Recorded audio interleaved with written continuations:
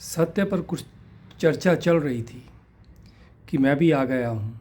सुनता हूँ जो बात कर रहे हैं वे अध्ययनशील हैं, विभिन्न दर्शनों से परिचित हैं, कितने मत हैं और कितने विचार हैं सब उन्हें ज्ञात मालूम होते हैं। बुद्धि उनकी भरी हुई है, खचाखच भरी हुई है, जैसे रेलवे का डिब्बा विदाउट रिजर्वेशन।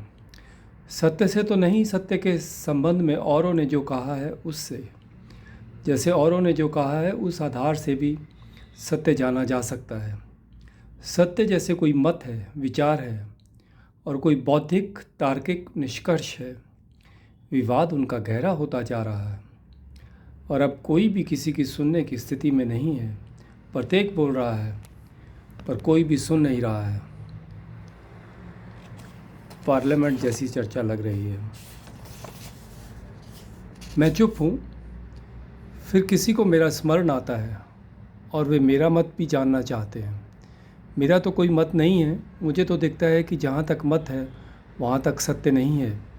विचार की जहाँ समाप्ति है सत्य का वहाँ प्रारंभ है। मैं क्या कहूँ, वे सभी सुनने को उत्सुक हैं। एक कहानी कहता हूँ। एक संत थे बोधिधर्म। वह ईसा की 6ठी सदी में चीन गया था। कुछ वर्ष वहाँ रहा, फिर घर लौटना चाहा और अपने शिष्यों को इकट्ठा किया। वह जानना चाहता था कि सत्य में उनकी कितनी गति हुई है।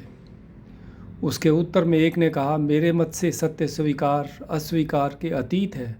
ना कहा जा सकता है कि है, ना कहा जा सकता है कि नहीं है, लेकिन ऐसा ही उसका स्वरूप है।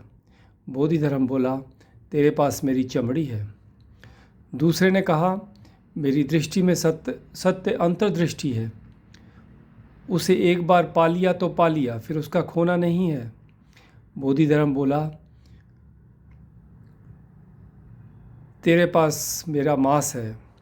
तीसरे ने कहा, मैं मानता हूँ कि पंच महाभूत शून्य है और पंच स्कंद भी अवास्तविक है। यह शून्यता ही सत्य है। बोधिधर्म ने कहा, तेरे पास मेरी हड्डियाँ हैं। और अंततः वह उठा जो जानता था। उसने गुरु के चरणों में सिर रख दिया और मौन रहा। वह चुप था और उसकी आंखें शून्य थी। बोधिधर्म ने कहा, तेरे पास मेरी मज्जा है, मेरी आत्मा है। और यही कहानी मेरा उत्तर है।